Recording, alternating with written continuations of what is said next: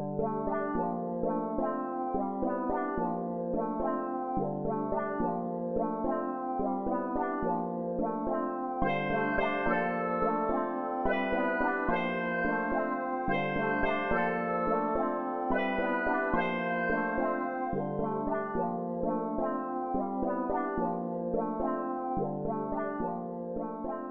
there and welcome back to Triplicate, and I was originally not going to do any more work on this coupled oscillator stuff and get back onto actually the Heresy and doing synthesizer-y things, and leave this coupled oscillator mathematics either just to me working it out for my own entertainment or at some point in the future. But I had a stinking cold at the start of this week. You can probably tell I'm still a bit croaky, and didn't feel like doing any videoing because my voice had gone. So I had a look at this mathematics instead and sort of got through it. So I thought, well, I might as well, since I've done it, do a video, and if you are looking at this video hoping for synthesizers doing musical things, then I'm afraid it's going to be mathematics, so I shan't be too offended if you don't watch any more of it if you're not interested in mathematics. Okay, so here we are looking at Michael Richman's explanation of three masses. Now I guess I couldn't find the two mass article, and I guess he goes through this mathematics more there, but this is the three mass, and he gives these three force equations here and then goes straight on to this matrix equation here. So firstly we need to understand where he's getting this matrix equation from before we can solve it. And here you see he's got the same mass in all three, so he's just pulled it out of the matrix equation globally. I guess we wanted to have in this matrix here some mass terms for our masses, which are now going to be different. So shall we see if we can figure out how he gets from here to here. Okay, let's set up our three mass system between, say, here and here. So those are our zero directions, so we have, say, a mass there, M1, a mass here, M2, and a mass here, M3. So we have x3 to there, x2 to there, and x1 to there. Then we have springs. So we're going to draw springs in between. So from our force equations, we can draw three force equations for F1, F2 and F3, which are minus 2kx1 plus kx2, kx1 minus 2kx2 plus kx3 and kx2 minus 2kx3. And why have I drawn it this funny way? We'll see when we come to look at matrices. Now, I'm not going to go over old ground here, but force is mass times acceleration, and if we're assuming x equals sine omega t, then A equals minus omega squared sine omega t equals minus omega squared x. So F equals M1 A1 equals M2 A2 equals M3 A3 equals minus M omega squared x1 omega squared x3. Okay, so let's firstly consider M1 and M2 and M3 are all the same and equals to M. These three equations can be written K over M minus 2x1 plus x2 plus 1x2 plus 0 x3 equals omega squared minus omega squared x1.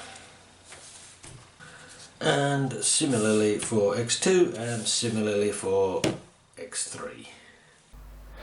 Okay, if we look at our equations against the matrix equation, we can see we're getting there. We've got these numbers in this matrix, minus 2, 1, 0, 1, minus 2, 1, and 0, 1, minus 2 here. So we now need to figure out how we get between these equations and this matrix equation. And to do that, we need to look at matrix multiplication. Incidentally, if you just multiply a number by a matrix, as in minus omega squared here and k over m here, you just multiply it by each element. So let's look at this multiplication here, what's going on here. And to do that, we shall go to a good website I found called Maths is Fun. I shall move on from that with no comment whatsoever, but here it says how to multiply matrices, which is what we want to do. So if we scroll down to here, we're doing a thing called a dot product anyway. If you look, we take the first row of the first matrix and the first column of the second matrix, and we multiply each element together and add the lot together. So as you can see there, we get 58 for that one, and we get 64 for the next one, and finally we get that. And we notice that the number of columns in the first matrix must equal the number of rows in the second matrix, and the size of the final matrix is given by the number of rows in the first and the number of columns in the second. Does that make sense? Does that make sense to me? Yes it does. Yes it does. If we go back to our matrix here and multiply minus 2 by x1, 1 by x2 and 0 by x3, and then 1 by x1, yada yada yada. You see each of these rows gives one of these equations. So that's how it works. This is a simple multiplication, and that gives us back our equations here. So now we want to know, what if our three masses were not the same as they are here, but different? Okay, so all we need to do now is take these and write them out in this format, but with our three different masses, which is not too difficult. So we have k minus 2 over m1 plus 1x over m2 x2 plus 0 equals minus omega squared x1. Similarly, k times 1 over x m1 x1 minus 2 over m2 x2 plus m3 1 over m3 x3 equals minus omega squared x2. K times 1 0 plus 1 over m2 x2 plus minus 2 over m3 x3 equals minus omega squared x3. Hi there, it's Triplicate from the future with my editing hat on, and I suddenly realised I've made a mistake. If we look at the bottom row here, bottom equations here, they should be M1, M1, M2, M2, M2 and M3, M3, not M1 down, M2 down and M3 down. Now, I can't be bothered to re-record 2/3 of the video, so I'm going to try and correct it as I go along and make sure I've got a message up on the screen. If what I'm saying is wrong, I'll change the video so what you're actually seeing on the screen is right. And because of the symmetry down that way, I believe, don't quote me on this, this is more hooligan mathematics, I believe it still gives the right answers at the end. I might just check my equations in the software and see if that is the case when I get through there. Okay, back to the past and on with the video. So let us, on a fresh piece of paper, write our updated matrix equation. Okay, let's do it. Let's write a nice big equals there. So we know we have x1,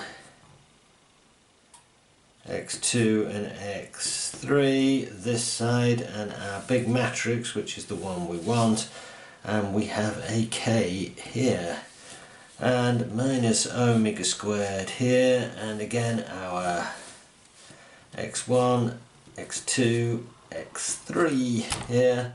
So let us, taking these coefficients out of here, and just make a quick note ahead of moving on to more masses. This matrix, you can see the pattern, the diagonal down here are all minus 2 over m whatever n, and either side of the minus 2 there's a 1, and that's m1, m2, m3 down there. So we can draw this out for any number of masses.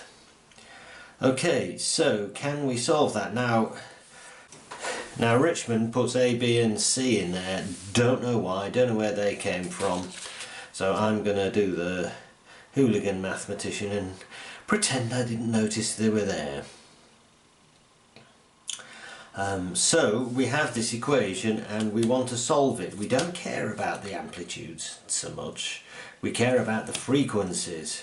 So we want, given the m values, we want that omega value.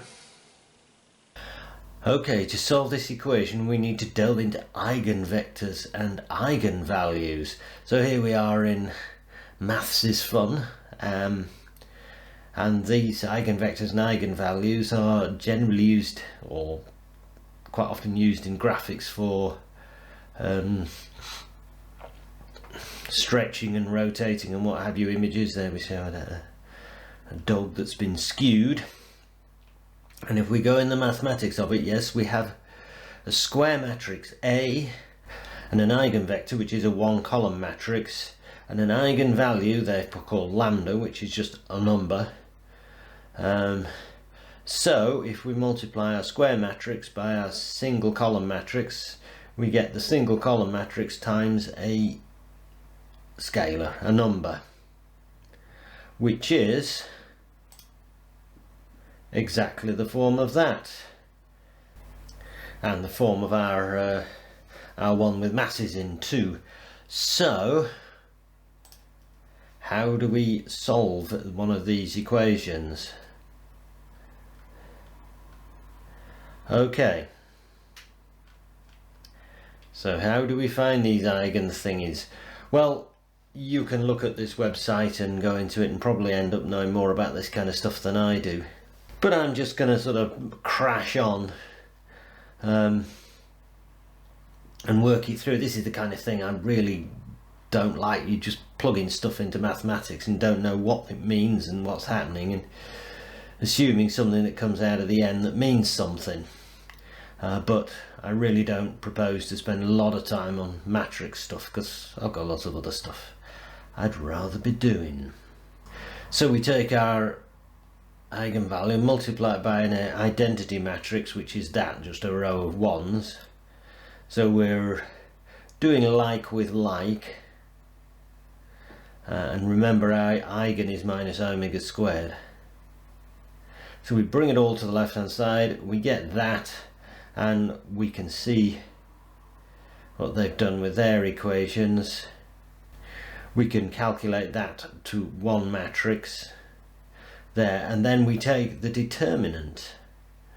If a matrix is equal to 0, its determinant is 0. Why and what the significance of a determinant is, I don't know. So let's get that far and come up with an equation, I guess, that looks a bit like that. Okay, so we're going to now rewrite this to be equal to a nice big 3x3 matrix nx1, x2, x3, and we are going to write, this is an identity matrix, remember, so that's minus omega squared. What's it, an identity matrix? I don't know. Squared minus omega squared, and fill in the rest with zeros. And we're going to subtract this from this. And again, hooligan mathematics is what they do, and get rid of those. So we have minus 2 over m1 plus omega squared. Is that all on the screen? Equals 0. And you notice I've gone on to using straight lines here, because apparently if a matrix is 0, then the determinant of that matrix must be 0. So let's now have a look at determinants. Okay, back to maths is fun. And the determinant of a matrix, which is something only a square matrix has, and here is how it's calculated. So for a 2 by 2 matrix it's easy, it's just the top left bottom right times bottom right minus top right minus times bottom left, if you see what I mean. Look at their example there. Okay, for a 3 you take each of the top ones in turn and multiply it by the determinant of a matrix made up of the rest. In this case, if we're starting with the 3 by 3, then we're making, that's 3 2 by 2, so that's fairly easy. And then it's plus minus plus signed, and then he gives it out. So 4, we take each one of the top row and generate multiply it by the determinant of a 3 by 3 matrix made up of the rest, and each of these determinants is made up by multiplying the top row by the determinant of the 2 by 2 matrix. Am I making sense here? I don't think I am. Anyway, you can do it in an iterative recursive fashion and go, nah, maybe we'll just have a quick look at the code that does that, I think. Sure, you can download software to calculate determinants and so forth, but I found it more fun to write your own, huh? So here's my determinant calculator, which takes a pointer to a matrix and returns a double. So looks for the matrix size. If it's 2, it can just simply calculate the determinant of that 2 by 2 matrix and returns the determinant. If it's not 2, for each column it assembles a new matrix and recursively calls calc determinant to calculate the determinant of that matrix, which will in turn recursively call itself until it reaches a 2 by 2 matrix, and then it'll all sort of assemble them all up and come back and in the end return tot, which is the sum up of the various calculations. Not a very good explanation, but just mostly just to see it being recursive in its operation. Okay, should we, I suppose, since we're looking at some code, run some code and see how it's doing. Okay, so let's look at their example. So here we're solving for lambda. So they're trying to calculate a eigenvalue for this guy, and it comes out, because it's fairly simple for a 2 by 2 like that, which gives a quadratic equation. Now they can solve their quadratic equation. Notice you get two values, but if we scroll down, they give us the example of a 3 by 3, which is what we're trying to do here. So that's the determinant they're trying to calculate, and they come out with this, which is a cubic equation. Now they've set up their numbers so they can solve it, but in general a cubic equation can't be solved, and if you've got 4 by 4 you have a, I don't know what you call it, quartic, an x, anyway, x to the 4 plus something x to the 3 plus something x to the 2 plus something x plus something equals 0 equation, type equation to solve, and you can't do that either. So we are going to have to use some number crunching. We're lucky here, our forebears had pens and papers and slide rules. We've got lots and lots of number crunching power, known as the common laptop. So what I'm going to try and do is scan up to end frequency from, where is it? Start frequency, and increment the frequency every time. It does at the bottom, and I'm going to calculate this determinant and see what we get. We will get a graph. We will get a graph of the determinant versus the frequency, and we're going to set the three masses to 1 for now. So let's see what that does. Hi there, me again. Well, it seems as luck would have it, the equations that I wrote down wrongly on paper and have been overlaying corrected versions, these equations I got right when I coded them into the software, which is why the program's produced correct answers. So a bit of luck there. Right, back to the video.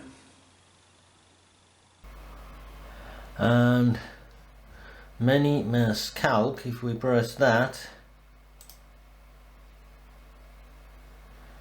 we get a list of numbers, and if we copy those into a spreadsheet, okay, here's a spreadsheet, and if we paste our numbers into it like this and plot it out into a graph,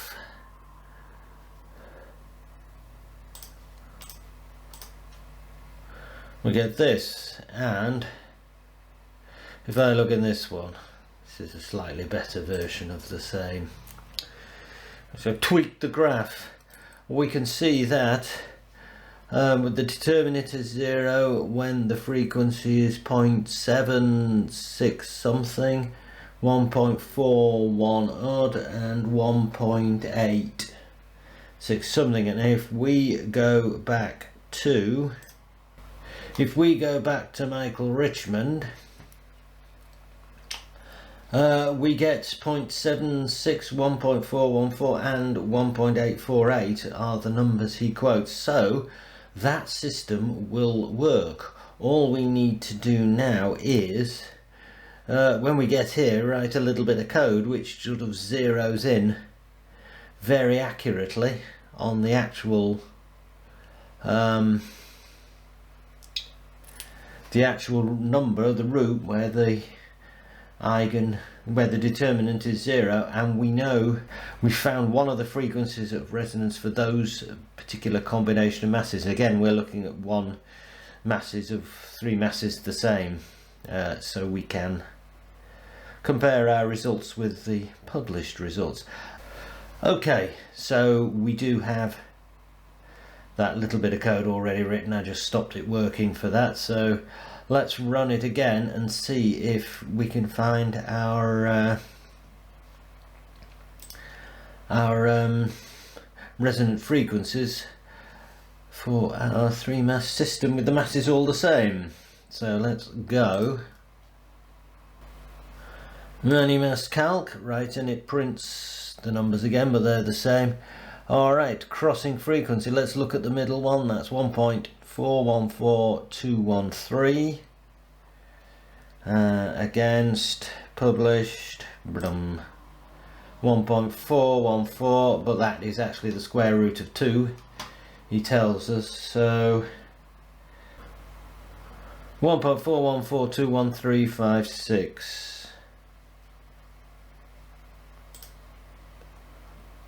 1.414213, move it across here, so etc, etc. And I've set that to just to calculate to 1 in a million. We could get more accuracy out of it using double precision, I'm sure, but we'll go with that for now. Okay, so let us see what happens if we have unequal masses, which is what we're actually here to look at. Okay, so let's fire this up again. I have mass calc harm, all these fairly dubiously named buttons, but as you can see, this has these up-down controls, so I can set the harmonics, and as you can see, I've got the harmonics, they default to 1. So the frequencies are 0.676, 1.141, etc. We like they were last time. So harmonic 0, mass 0, the harmonic, which isn't a harmonic, it's just a multiplier on the gain.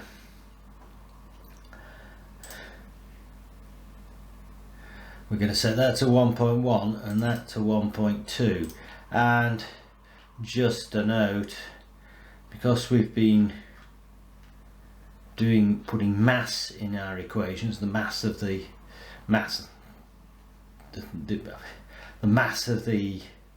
oscillators, whereas in our oscillators we actually use the gain of the integrator instead. That's how we control the frequency. So we need to convert between the two. So that's done by just putting 1 over the harmonic squared gives the mass. Right, so I have set harmonic 1 to 1 and harmonic 2 to do, so shall we fire that one up again? And we get, there we are, 0.833, 1.534 and 2.059. These guys here. Okay, so we can put the same into our multimass harm. So this finds the frequency values of the resonances for our harmonic values by driving the system and over a frequency range and looking for where the peaks are. So if we hit that, and that's it, it's done a sweep. And we want it to be normalized frequencies in brackets here, so that's 87B833, 1.57, and here we have 1.53 and 2.1 and 2.059. So they are reasonably the same. I'm happy to say that our calculation is producing the right answers, and it's our measurement of peaks while we're driving our coupled oscillators through with a swept frequency. Am I not explaining this well? Anyway, yes, that's the one that's causing the errors. So, okay, so before I was trying to find values for harm 1 and harm 2. The harm 3 and harm 4 are not used with just 3 messes, so I was just by trial and error trying to find values of these, and looking at this error number down here, which is the error in these ratio values, which want to be 1, 2 and 3. Anyway, I did try and work at this, and it is too slow and too tedious, and I don't seem to be able to zone in at the right spot. That is, there are sort of minimums in the error which are all over the place, and that is for these. You imagine harm 1 and harm 2 are x and y, and the error is z. There are more than one sort of dips in this sort of error value, and whether I'm trying to home in on the one that's actually the actual minimum, I don't know, I can't tell. So I gave up on that, and instead I just took harm 1 from 0.5 to 2.5 and harm 2 to from 0.5 to 2.5, and sort of incremented each by 0.001 and just went through and found the best value. And this takes some time, so it's now just after 17:05. Let's put it on to go, and it's honing in, it's honing in, it's honing in, and we sit here and wait. Okay, there we are, it's done at 17:08, so it's not fast.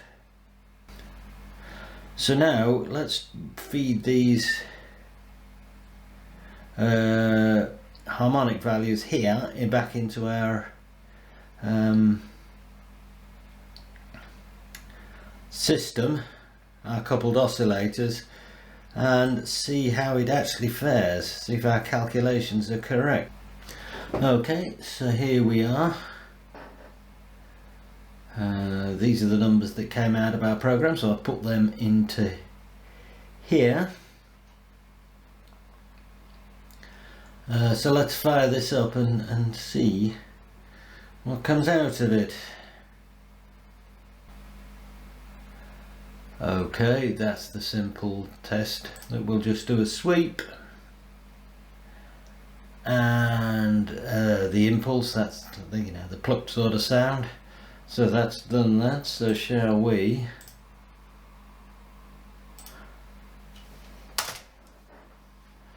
have a look at that? So, okay, so let's see where these peaks are coming out, and that is at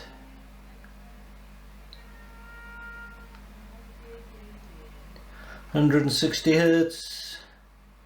320 Hertz, so is this 480 Hertz, the third, second harmonic? Yeah, it is. So that's good, let's get rid of that. And let's hear what it sounds like on free running.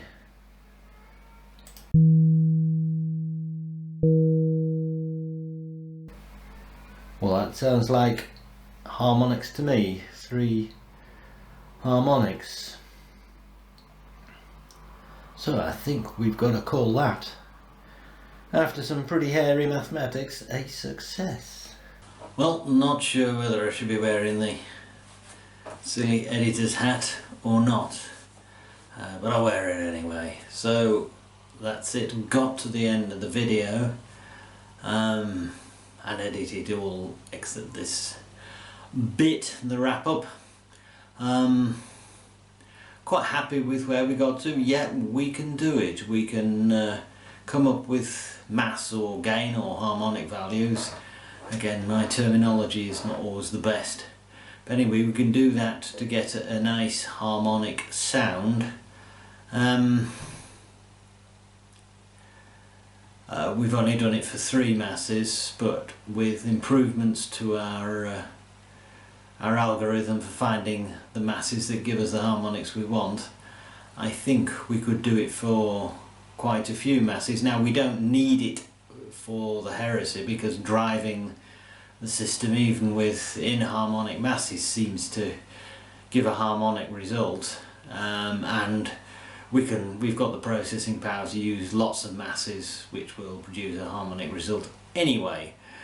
But at some point in the future we might want to do like a struck instrument, and the advantage of what we've got is we can detune the masses or set the masses to non-simple harmonics, or we can play with it to our heart's content. But for now I'm going to leave this and we're going to move on with the main Heresy code and do some synthesizer work instead of playing at mathematics, because I for one have had my mathematics fix for now. So until the next time, it's a goodbye from Triplicate.